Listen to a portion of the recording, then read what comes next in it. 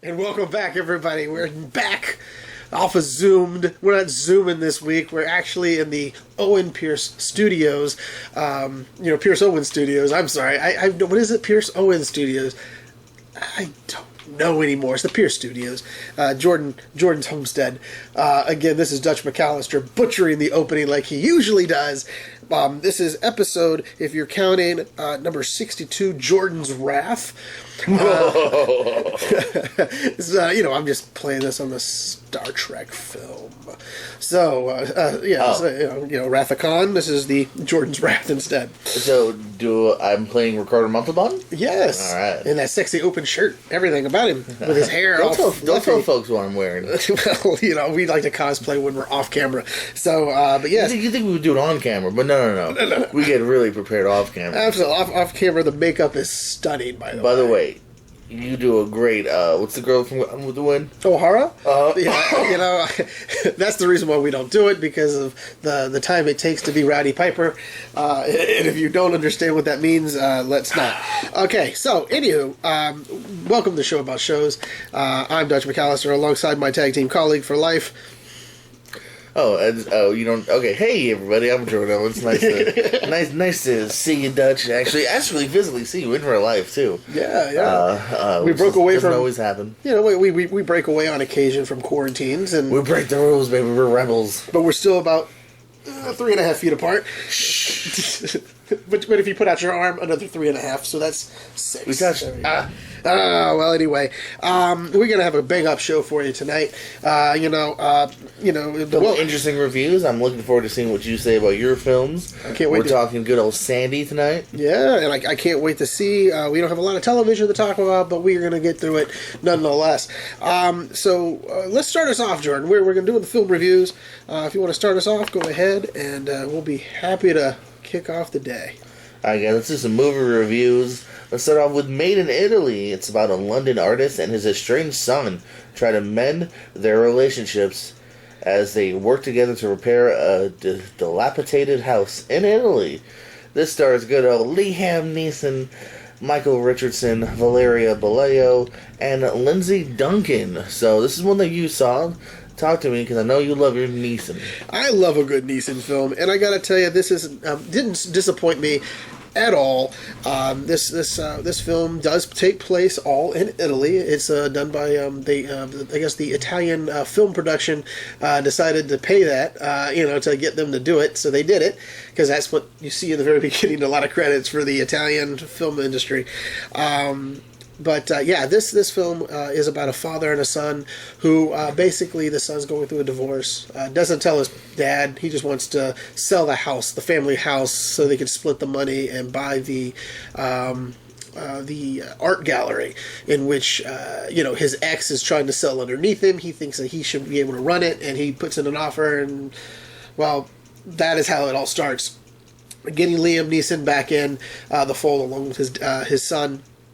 They drive to Italy, and the next thing you know,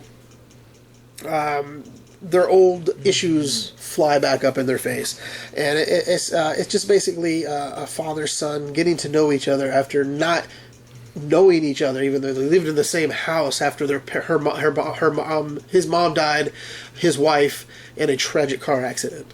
And we find, some things about that, and I don't want to really ruin it. And of course, it's a romance as well, a little bit of a romance comedy. We have one of the stars of the show is Valeria Baleo. Very, very good at playing the film part for this. The romantic, interest. She has a great backstory. They actually did well with building her up. A single mother, and owns her own restaurant, and we go from there. All in all, though, it is a paint by the numbers to some. It does, but it's still a very enriching film, and you feel the pain of the characters as well. They're very well developed characters. They're not to me. I didn't think they were half-assed developed. Like some I've read, some of them don't like it at all. It's got a very bad rating review, but I enjoyed it. All in all, I would love to just tell you, it is a 3.5 snowflake review by me. I enjoyed it. I can't wait. My next review of a Liam Neeson film is going to be Ordinary Love, which came out earlier this year. So I will be watching that. So hopefully I'll be getting that for the next show. But this one I did get, and I enjoyed it a lot. So Made in Italy is on a VOD right now. Watch it, I guess. It's good. 3.5. All right, very nice, very nice. The next film we're going to talk about is, I believe, One Bedroom, or BR? One BR. One BR. Okay, I was thinking it was an abbreviation for bedroom. It is. Oh, okay. So One BR. When Sarah lucks into a sweet one bedroom in Los Angeles, she thinks she's hit the jackpot. It's got plenty of space, friendly tenants, group barbecues, and even a cute next door neighbor. All of this is not what it seems. Soon Sarah learns she didn't choose this apartment. It chose her. Ooh, that's scary. This has Nicole Bloom. My phone just went out on me. Nicole Bloom, Giles Matthey, and Taylor Nichols. It sounded like almost like a nice little thing, but it has a good scary twist. So tell me about this. It's funny too. If you don't watch, so I clicked on this because it was in the top 10 on Netflix. It's on Netflix. Oh, it's on Netflix. So it's okay. very easily accessible, and it's in the top 10, which is not always a good thing because top 10 doesn't mean quality; just means people are watching it for one good reason or a bad reason. Yeah. But they had that kind of 30-second preview. It wasn't a trailer; just a quick scene, and it's a creepy scene, and so it hooked me. But if you just watch the movie, the good first 30 minutes, you don't know where this movie is going. You think it might be a small drama about this just nice girl who's kind of mousy, and her boss kind of bosses her around, and she's okay. I'll get that. I'll work extra without overtime pay. And then it starts building up, and it's a very slow build. Definitely if you're looking for non-stop gore, you're not going to get this. I kind of liked it too. I was talking a couple weeks ago about The Rental. Yeah. It's a slow build. The craziness kind of happens in that last bit here, but I liked it. I dug the creepiness of it. Sometimes I felt like they went horror simply because they felt like they had to. I actually liked the smaller build-up than I did actually some of the payoffs, because I just felt like, I don't know if that even really makes sense other than them just simply feeling like, now we need some gore. Yeah. But I had a decent enough time. It's all actors that I'm not aware of, so, you kind of get sucked into it a little bit here. I like the main girl, and I actually even like the ending, the exact last couple shots. I was like, oh, okay, sometimes I can leave either A, sour taste, or B, even race it just a little bit here for you. So it's not the most exciting thing out there by any means, but it was more than a decent watch. I think it's a good example of a decent Netflix watch. I'm going to go an even 3 on it. Oh, okay. So this sounds good. It's easy to watch, and it's easy to obtain, and I may actually do it, but I'm Give not it a shot. It's not a non-stop gore fest. It's more, I would say, do what I did. I don't know if yours works the same way that mine does. Watch that, minute scene and see if that hooks you. Okay, I'll take a gander at it. I'm not gonna fight you on it. So next up, we have a movie with a couple of my favorite actors. So I'm interested in this one. Yeah. I'm interested if you liked it. It's a big switch of gears here from a horror to a super PG. Yeah, super PG. Magic Camp, which I believe is on Disney Plus. It's a group of misfit campers helping a down-on-his-luck magician rediscover his love of magic, and a heartwarming comedy about finding joy and confidence and self-acceptance. This has Adam Devine, Gillian Jacobs, Jeffrey Tambor, also great, and Nathaniel McIntyre. So I saw the trailer, and let me know. I'll be honest with you. When I saw it, and I thought, I don't know the whole thing. It sounds like it's a pretty good premise, and I will go for it, because I did watch. I think I pushed one of their previews. They have a preview button, and they only gave me a tiny scene of it, and that scene kind of left me kind of like shaking my head about it. I was like, I don't understand. Okay, I just go for it. Just push play on this whole movie, and I did. Adam Devine is a very talented young actor, comedic actor mostly, and Gillian Jacobs is his foil. She's Darkwood, as he calls her, or as he calls her throughout the movie, Dorkwood. But also there's another character played by Nathaniel McIntyre, who's the younger. I would say he's what the story is more centered around. It's not centered around the adults, but he is the child that they're about how he loves magic. His father loved magic. and unfortunately his father passed. And he's just still doesn't understand, and he has that self-confidence that he doesn't have anymore, that his father brought out into him, so he's probably more withdrawn. So you get that kind of development in this film. But also it's a bunch of nerds kind of, going against the cool kids in this one as well. So, you have that type of, fun, atmospheric time. Is us against them, basically. And Jeffrey Tambor is the dean of this basically Harry Potter cabin, experience, I'd like to call it. But it's a fun comedy for kids. I think adults will actually enjoy it as well. I gave this one, I gave it a 4. I was pleasantly surprised. I thought it was interesting, and I enjoyed every ounce of it. So, yes. Well, it's a good review. I have the plus, so maybe I'll check it out based on that, because the 4 is way higher than I thought you were gonna give it. Yeah, it's well worth the price of the Disney Network at the moment. Not a $30 Mulan visit, but good for the Magic Camp. The next film we're going to go with is another film that you watched called Body Cam. It's a routine traffic stop results in unexplained grisly death of her colleague. A cop realizes footage of the incident will play for her eyes only. As the attacks mount, she races to understand the supernatural force behind him. I did see this with Mary J. Blige, Nat Wolff, David Zayas, David Warshawski, and Anika Rose. The only reason why I say I've seen it out there to watch. I've never actually attempted to watch it, but I didn't know it was like a supernatural cop show. Yeah. There's a lot more to it. You find that out right away when her first partner gets thrown through the skies and whatnot. So it's supernatural pretty much right off the bat. This one unfortunately was a big letdown, because it's a letdown in both areas for me. Yeah. It's very, as you said, picked by the numbers in the horror category.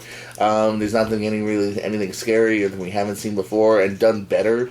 This felt kind of cheap to me too in ways that just never grabbed me. And then the story that I think is trying to grab you behind it, it's not. It's very underdeveloped. It's very undercooked as well. So even that does never really grab me either here. And I wanted to, man. I wanted to like this on either one level or the other, or both. I mean, this almost makes me feel like Black and White did a way better job of doing an action film with a little bit of a story behind it. And I cheer for Mary J. Blige, because I like to see her go out there, try to do some acting. Yeah, and even her, man, I hate to say, she's not bad, but she just doesn't have much to go by here. It's just a very... The script fails her mostly. The script fails Nat Wolff here. I don't like his characters. The end with his character here, I felt it was going towards somewhere that just kind of ends very abruptly with him. And then, this thing just, I wanted to like it more than I did. I'm going to be nice and give it a 2. Well, that's not, it's watchable, it sounds, but not what you want to put on your must-watch parade. Which is understandable. So that's all we have for movie reviews this week. We haven't been very productive, but hopefully we have some good bright spots coming around the corner. We'll have some more. I think next week will be a double show. We'll probably have so many. Yeah, we'll have so many, which will be okay. I think some people need a break on us on occasion, but not too much of a break, because we still need to get that forward momentum going, kids. Like us, respect us. That's what I say. Respect us? Okay, Dangerfield. No respect. Oh, God. Again, no respect. Oh, man. So, the next show, the segment we got is our TV show segment. I only have one show this week to talk about. Like I said, I've just been so busy this week. But to watch anything new, The Boys is coming out this week. And, I'm sure we'll be talking about that. And we'll have to talk about that next week, because we haven't had a chance to see it. You've been busy. I've been busy. We've all been busy for it. But, I can't wait for that, for both of us to discuss this show. But the one show I did watch, again, Disney Plus, came to my rescue. It makes me interested, because I like the Muppets. I love the Muppets. I'm a big fan. It turns out they have one called The Muppets Now. It's more geared to kids. It has a little bit of adult winks to it as well. The first couple episodes, Danny Trejo tells me how to build a taco. Okay. And I think a few, I can't remember who the other, Taye Diggs is also in a couple segments with Miss Piggy. doing yoga. So, but this is not like I would say, a Kermit the Frog hosted show. More of a Scooter show. If you guys don't remember Scooter's basically the assistant to Kermit. Always been his right-hand man. Even in the Muppet Babies, he was always the right-hand man to Kermit. But yeah, he is basically downloading the show as the other stars of the show. Like Fozzie Bear, I think in the second episode, was complaining about him wanting to get more segments. So he's like, nope, can't do it, Fozzie. I'm already uploading the show as we speak. So basically you see him do drop clicks into the upload, or, in the upload file. And you see that's the segment you're going to watch next. So you have a game show, you have this type of thing. So it's like a variety show. It's good for the family. I don't know if it should be around. To be honest, if it was on network television, it would not last. But this is a Disney. They own the IP rights to these characters. They own them outright, basically. So they should just use them, and they're using them and they're honoring them completely. And I still love Gonzo. So Gonzo does make an appearance a few times. So any Fozzie Bear? Fozzie Bear, like I told you, he was in episode 2. He was in episode 2, but they didn't really give him a lot of shtick. Any Ratso? Rats, I think, was in the first one. I know Pepe, the shrimp or whatever, was in the second episode. So you do see a smorgasbord of different ones. But I enjoy it. Absolutely, because the chef does have his 2 segments. It's like I think it's going to be a chef thing all the time, and it's just fantastic. Him and Danny Trejo's skit was pretty funny, I thought. So, maybe I'll look at it. If I ever have Disney Plus up, I might scroll in for a minute. Yeah, you and your niece would enjoy it, to watch it together. I think it'd be fun for you. All right, man. You know what time it is? News and notables? No, sir. I jumped my gun. Before we get that, we got to talk about our girl, Sandy. Oh, Sandra Bullock. What are we doing with her this week? Unfortunately, we're talking about her top 10.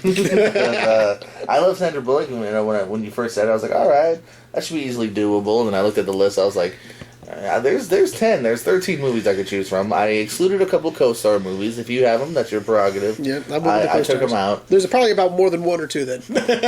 There's only one that I wanted to put on the list, but I didn't. So, these things, the first 4 are going to be movies that are okay, but not always going to be, as I said in the past sometimes, these are films that wouldn't always make a top 10, but tonight they make the top 10. Well, because we have no choice.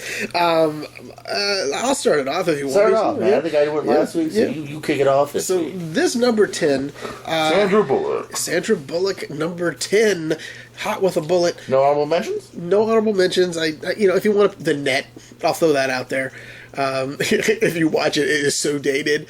Still, oh my God, she's. It takes forever. You should see her just with her laptop on the beach, and she has this thing just protruding. It's just so weird. I mean, there's no Wi-Fi. It's like a satellite link hookup. I have no clue. And of course, the 3x5 floppy. Try to get into AOL. Yes, and she orders things from FedEx like it's like that was fast and easy back in the day. I'm like, okay, whatever. That's awesome. So it's kind of funny that way. But yes, my number 10, I'll get back to it, was with Nicole Kidman, and I can't remember who the other one was, but Practical Magic. I'm going to go with that. That's my number 10. I thought that was pretty good, the chemistry between those. I thought, why not make a second one? I don't really remember how the first one ended. I don't think anyone died that I remember, but... I never heard anyone ask for a sequel. Yeah, but you could. But Practical Magic is my number 10, just because it had to get in there somehow. That might have been your quickest 10 to date. Number 10 is my number 10 because it's my number 10. It was okay. My number 10. I really remember more for Nicole Kidman than I do Sandra Bullock, to be honest, but okay. Just like Michael Keane, I think this might be the first of a few movies that I've never seen, so that's not on my list. Not because it's bad, because I've just never seen it. Yeah. My honorable mentions, I'm going to throw out... Yeah, go for it. All About Steve. Oh, man, you are so wrong. 28 Days, not bad. She's really good in it, but the movie just never grasped me. Yeah. And Forces of Nature with my boy Ben Affleck. I wanted to put in there, but just didn't do it. My number 10, it might be her most recent. No, it's not her most recent, but at theaters it might be. Ocean's 8. No, not on my list. Not on your list. All right, that's fine. I'm not going to argue you. I thought it was fun. You know what I mean? I think, unfortunately, it's another one. Speaking of something that's probably not going to get a sequel, I don't feel like we've heard much of movement on that. No, but it was a lot better than most of the other Ocean's movies, I thought. Oh, I highly disagree. It's better than Ocean's 12, because Ocean's 12 was a huge misstep, but does not touch 11 or 13 by a mile, in my opinion. I had a lot more fun with that. I thought that had a lot more fun. I think even her character itself in this one, she's not having the fun that the other characters are, more so, to a degree. Yeah. So here, but it's still, I feel like I'm dissing my number 10. Yeah. Why is that your number 10, Jordan? Yeah, why? But there is some fun stuff here. And, yeah, it's a fun, rewatchable time. You know, great cast they had going on. Mindy Kaling, Rihanna, Blanchett, so, yeah. Yeah, it was pretty good. Aquafina was in it, I believe, right now. Yeah, Aquafina. Yeah. Well, so there you go. That's my number 10. Let's go on to your number 9. My number 9 is a very... we discuss this all the time as a overrated, underrated film. Crash. Sandra Bullock is in it. Has a great bunch of people in it. It could have gone higher, but, I had to just keep it where it was because I think the other films are better. Crash, one of those films won the Academy Award. People were like, oh, what? And then after that, they all started crapping on it. So it was a... we talked about this a little bit off air. I think everyone was okay with it at first, and I feel like years since people have gone... and hated it. Yeah, it's like an overrated winner for some reason, and it shouldn't be that way. But it was a great ensemble piece. She played her part very well. So yes, Crash at number 9. That is true. That is a co-starred one. That one I do have on my list though. My number 9 is Our Brand is Crisis. Pretty relatively recent one as well here. Yeah. I like this one. Actually, I do like. I think this one's maybe slightly underrated here, just because I felt like it kind of came and went, but I thought she was pretty good in here, putting together deals in another country and whatnot, and yeah. Again, I don't have a hell of a lot to say. It's a decent movie. The worst part about we're not dissing Sandra Bullock by no means, because we did put her together because she does have good body of work on occasion, but it is kind of hard to describe her job sometimes because you watch them and sometimes you could forget them faster than you watch them, and I hate to say that about them, but some of these movies, like if you get into the top 5, those are the ones I do remember the most. There's a couple on here, man. The Net. Premonition, Lake House. I'm not even sure if I saw. Oh, wow. They're not on my list because I don't want to guarantee I finished them. Yeah, I did finish the Lake House, and we'll talk about that later. But yeah, my number 8 though is A Time to Kill, with Matthew McConaughey, I believe, as well as. All right. Yeah, and it's just another John Grisham thriller, I don't know. I just thought that was a pretty good film to put at number 8. Again, I could probably go better with most of the other ones, but I haven't seen this film in a long time. I would imagine that would make my top 10 if I saw it, because it looks like something I would like. My number 8, though, is a little bit of a grittier film of hers. It's Murder by Numbers. Young Ryan Gosling popping up here as well. Oh, I've never seen that movie. I'll recommend it. Yeah, I'm not supremely. It's a solid 3-star. but she's good in it. It's fun. It's a fun detective movie.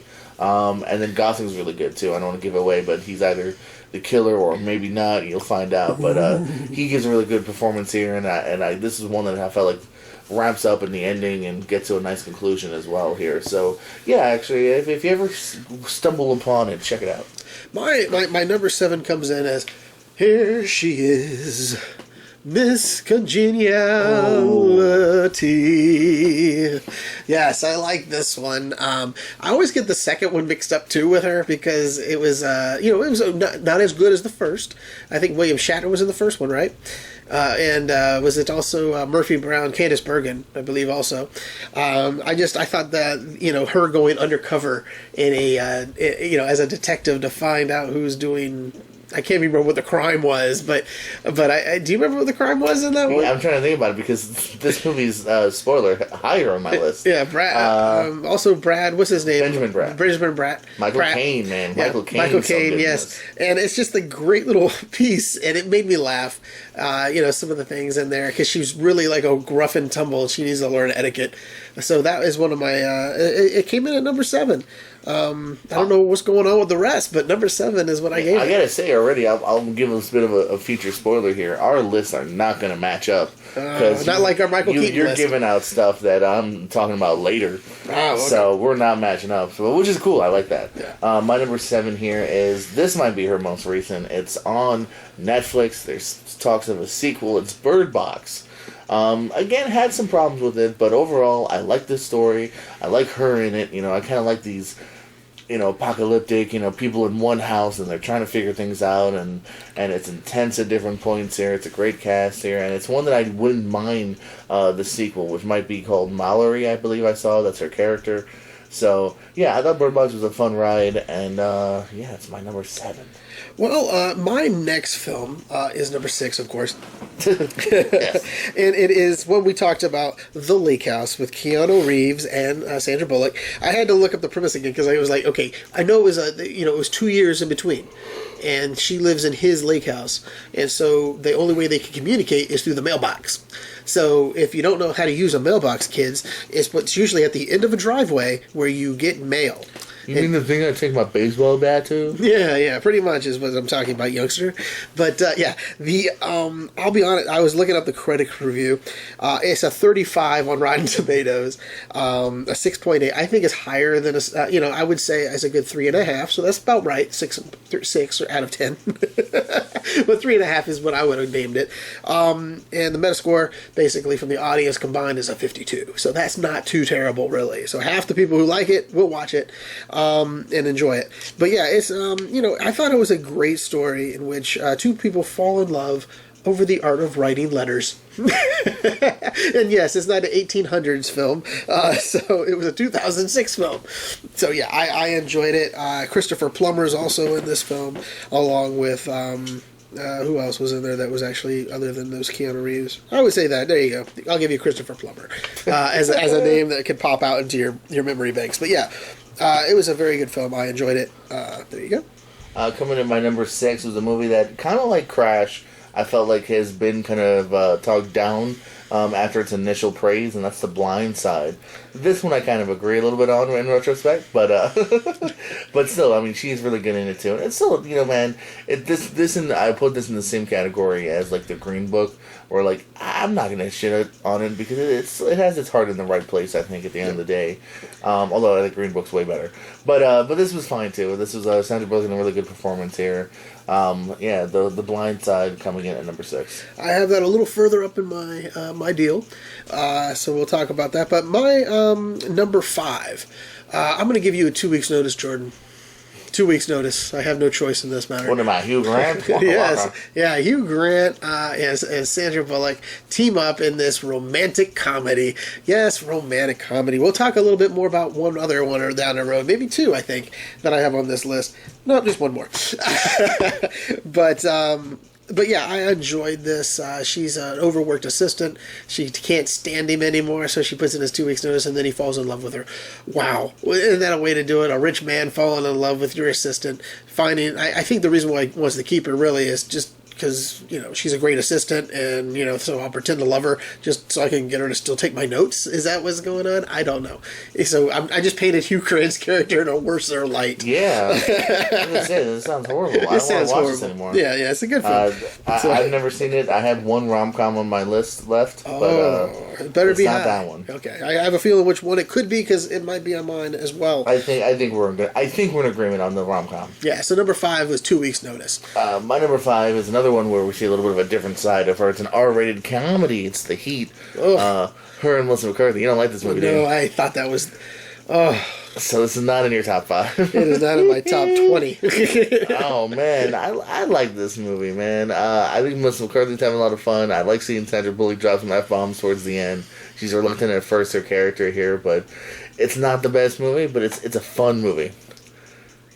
What, ECW? Yeah, did you see Joey Mercury? I was looking at. Yeah. So yeah. As always, we're just distracted by what's on the background. Number 5 was the Heat for you. Yeah. So number 4, is The Heat. My number 4, no, it's not. It's better. There's a lot of heat in it. It's called Demolition Man, along with you have Sylvester Stallone, Wesley Snipes.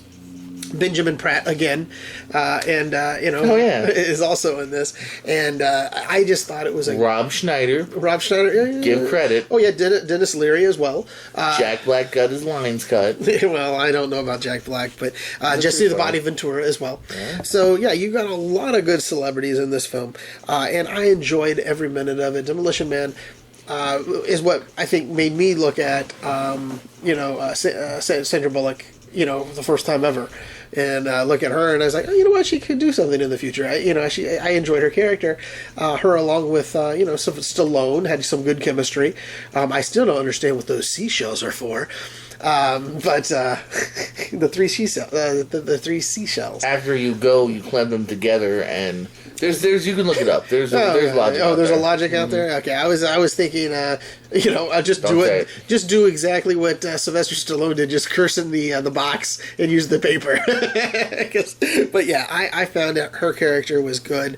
Coming from a world that's kind of like everyone's serenity now, and then having to just change overnight to what what a real police detective is at the end of the day. But yeah, I put number 4 at Demolition Man.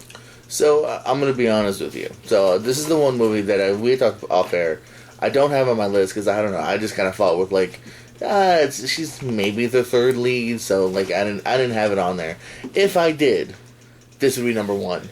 This would be number 1. Really? I love this film. Yeah. I would play this film.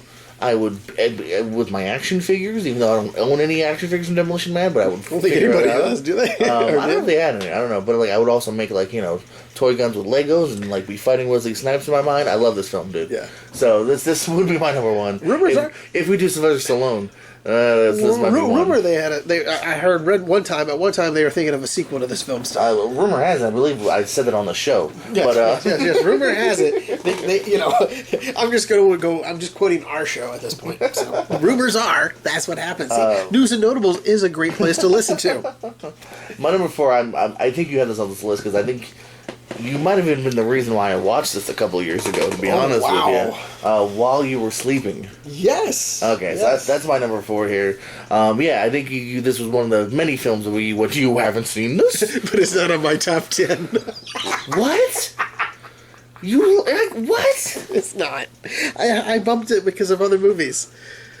Wow, so we don't agree on whatever rom-com you have on there. No, I have another rom-com coming up. Another rom-com, okay, well... She was the queen of the rom-coms for a while. Evidently. Oh, I know what's in your 5. I know what's in your 5, I think, now. Yes, I was wrong once, I think we were wrong twice, but I think I know now. Yeah, anywho, for this one...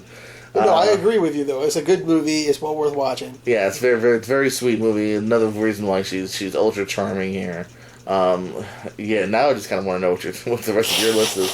So what do you got for, what are we on? 3 now? Well, no, you tell me, why did you like this movie? I said it was sweet, it was charming, it had kind of an interesting premise where if they had written it wrong or different, and if she had acted it differently... It should have been creepy. Yes. Very creepy. But somehow she pulls it off to where she tricks... What was it, Peter Gallagher? Yeah, Peter Gallagher, yes. She tricks Peter Gallagher and his whole family, and that she's somehow his, fiance or girlfriend. Yeah. And, somehow, again, like I said, if it was played differently... You could easily make this into a creepy Ingrid Goes West kind of mind job. it could have gone very wrong, but it was very right at the time. Yeah. My next film is our number 3. We talked about it earlier, The Blind Side. I thought that, to me, this was one film that I can lose Sandra Bullock in. Meaning, yes, to me, I looked at it. This was her real opportunity at acting. You always have parts of her that she plays in other movies. Her rom-com people are almost the same, a little neurotic, a little bit of this and that. But I thought in this one, because she was playing a real life person, she really put in the work. I don't know if she won anything for this one. I can't remember off the top, but you can fact check me if you wish as I'm talking. But yeah, I just found this one a pleasant film. This also had Tim McGraw as well, playing the husband. And I just thought it was just a great family film, inspiring film.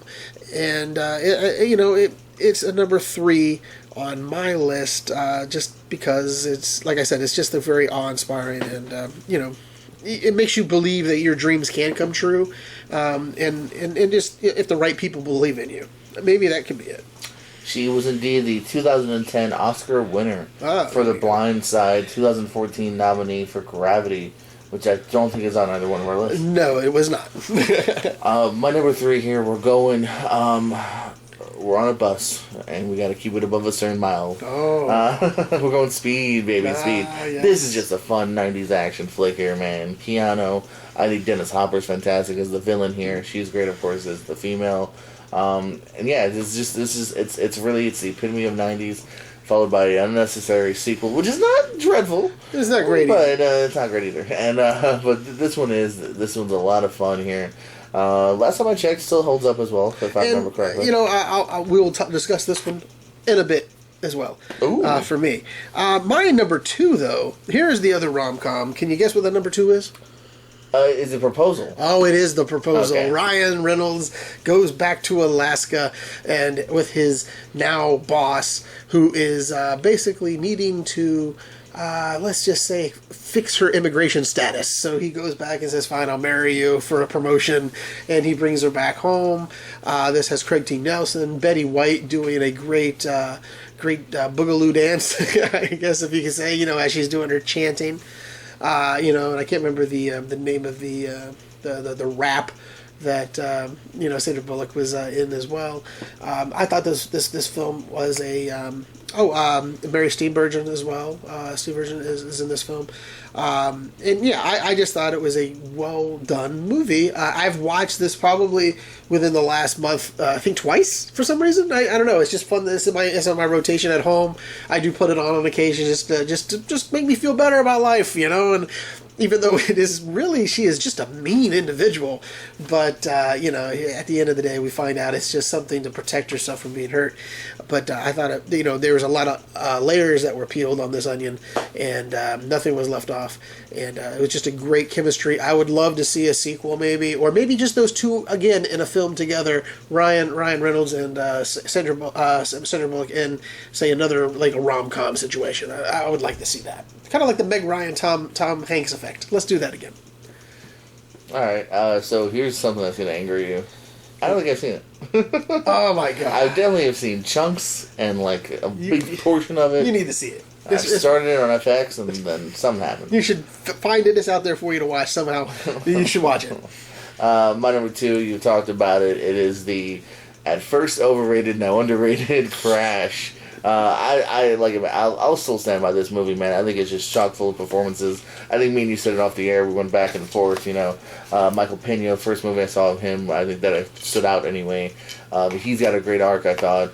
Brendan Fraser, her husband, you see different sides of them than you've ever seen. Good old likable Brendan Fraser and Sandra Bullock are, kind of, a-holes. Yeah. I don't know. I'd like to show different sides of the coin here, Ludacris, Ryan Phillippe, both, their arcs, and yeah, I think it's well written. I think it's well, shot, and the performances are pretty good here. So I'm still gonna stand by it. It's not the greatest film of all time.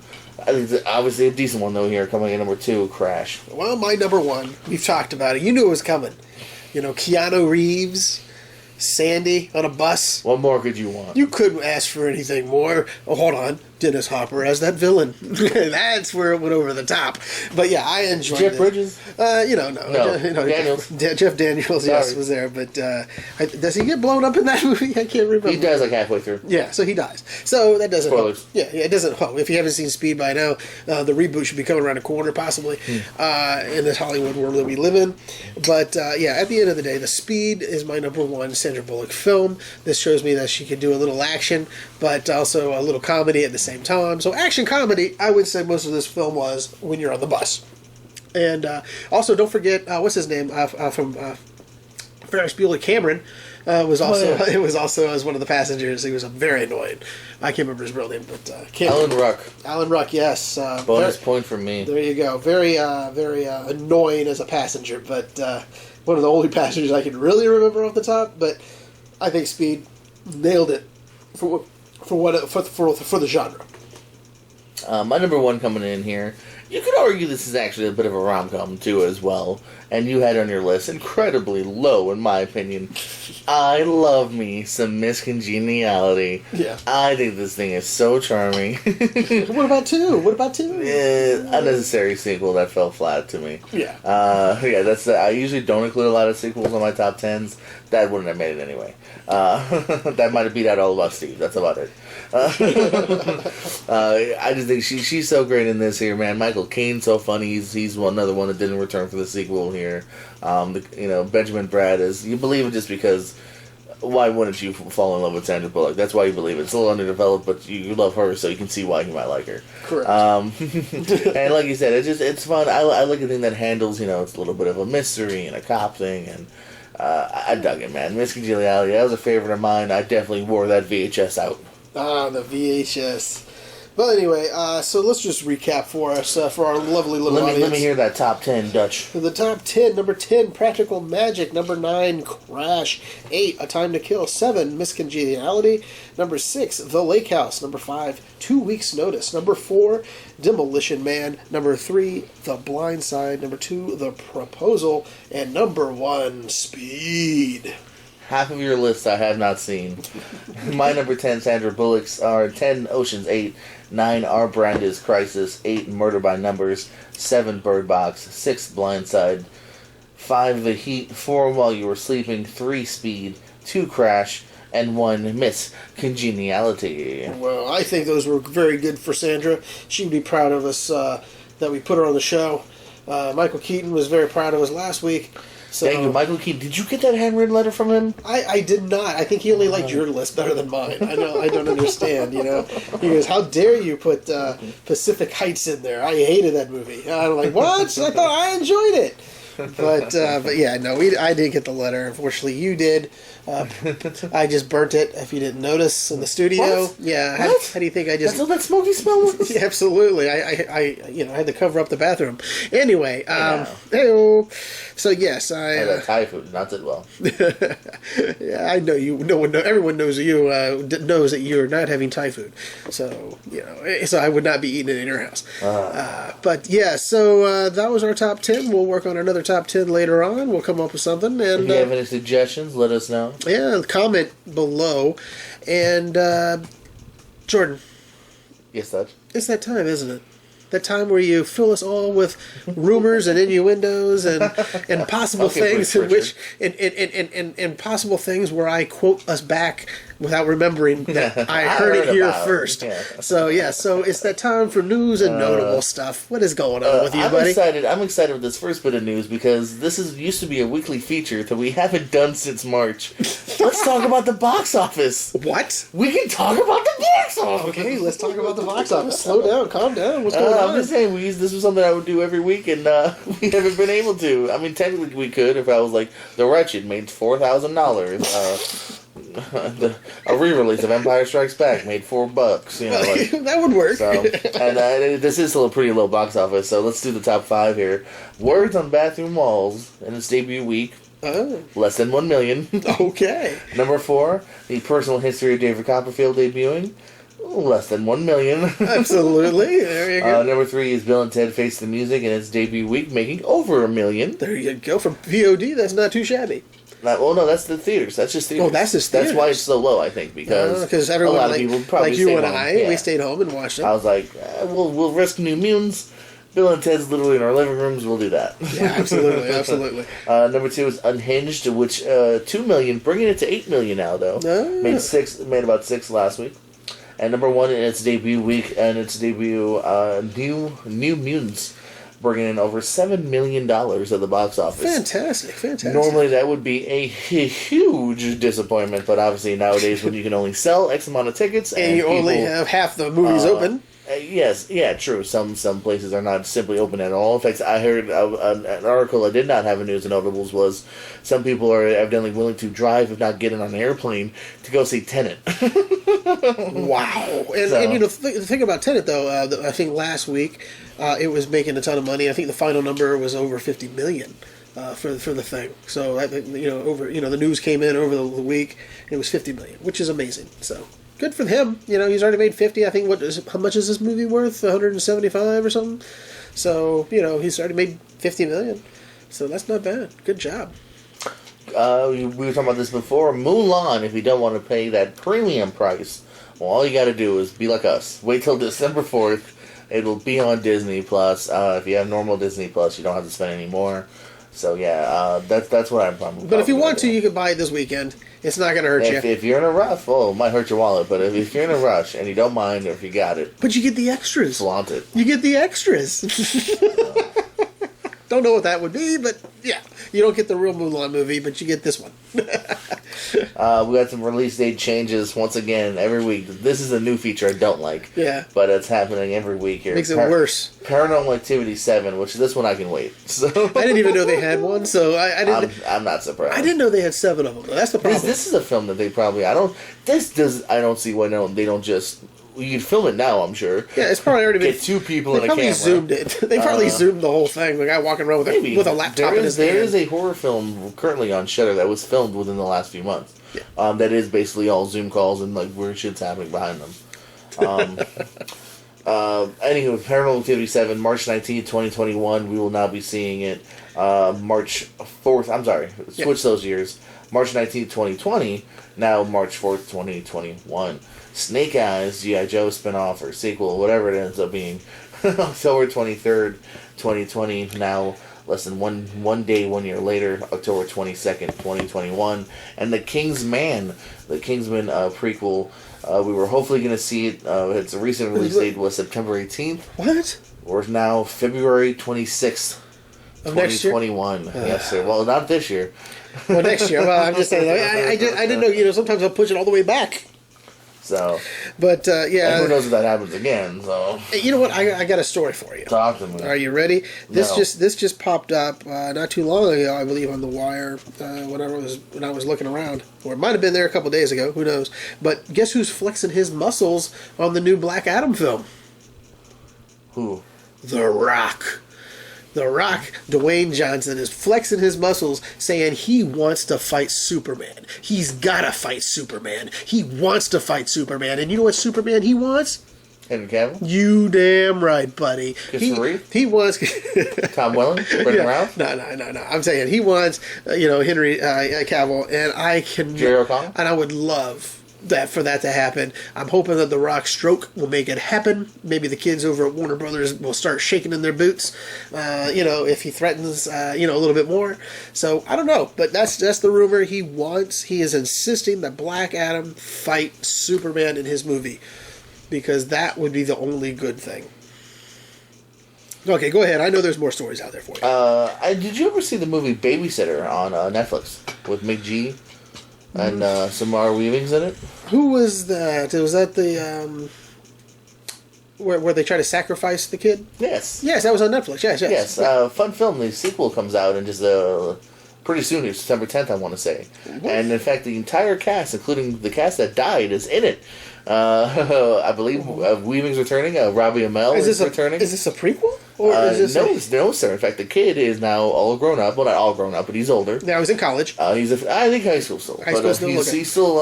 I think it's high school. Yeah. But I think it's because they made that pact with the devil. They somehow kind of come back to life. It seems like they're kind of hunting him again. I will watch it. So, I enjoyed the first one. It was kind of fun. It had that kind of just fun and reverent pace. I recently rewatched it for this reason. Really? So yeah, I had enough fun with it. It's a great throw on. 3.5 or 3.5 stars in my opinion. Throw it on, have fun. Look for some gore. It's a very bloody movie. I believe it's Killer Queen, Babysitter Killer Queen, if I'm not mistaken. Oh, okay. So the trailer's out. If you want to look at the trailer, it is out. Take a gander. I might show that to you here in a minute after we're done. But I'm looking forward to it. Yeah, that'll be interesting. David Arquette is siding with us Scream fans and saying he wants Hayden Panettiere's Kirby back. Scream 4 mixed reactions, but a lot of people agreed Hayden Panettiere was kind of like the new Jamie Kennedy. She was kind of the fun of that movie. And did she die? Probably. Yes. But it's a movie. It's horror. We never saw her take her last breath. We never saw like a tombstone. We never had any kind of like, I can't believe Corey's gone. We never had that. But so did we ever have that possible. with any other characters in the book? Or Yeah, in but the show? here's the thing. What was it? Independence Day. Somehow Brent Spiner was still alive in the sequel. If you can do whatever you want in these sequels. So the fact that her head was not chopped off means she could be alive. So there's been no. This is obviously just David Arquette talking. He's not necessarily a producer or anything. And the fans obviously aren't either. So I would like to see it happen because I really like that character too. And I was actually very pleasantly surprised to know that I wasn't alone. Because to know that I was, many people agreed that that was maybe the best character from that movie. Speaking of sequels, I know you're excited for Tremors 7. Shrieker Island, the trailer has dropped. But will Kevin Bacon be in this one? No, but we got Michael Gross for the 9th time.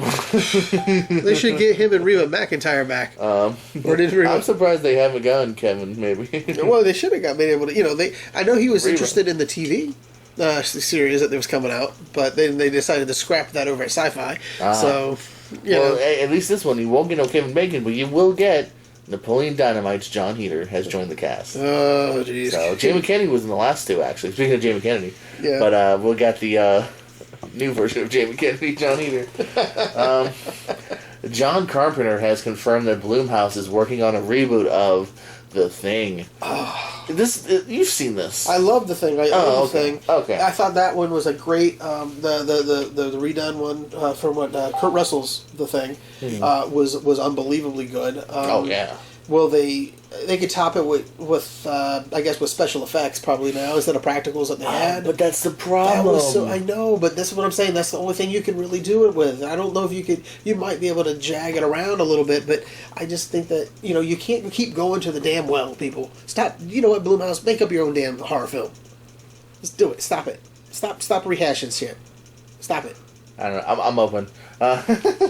Anything else? I just got one more piece, and then I'm ready to peace out. I am happy. This is a piece of news you should be happy about, though, because I know you've been looking forward to this movie. We're finally getting the trailer. The Dune trailer is dropping in a few days, September 9th.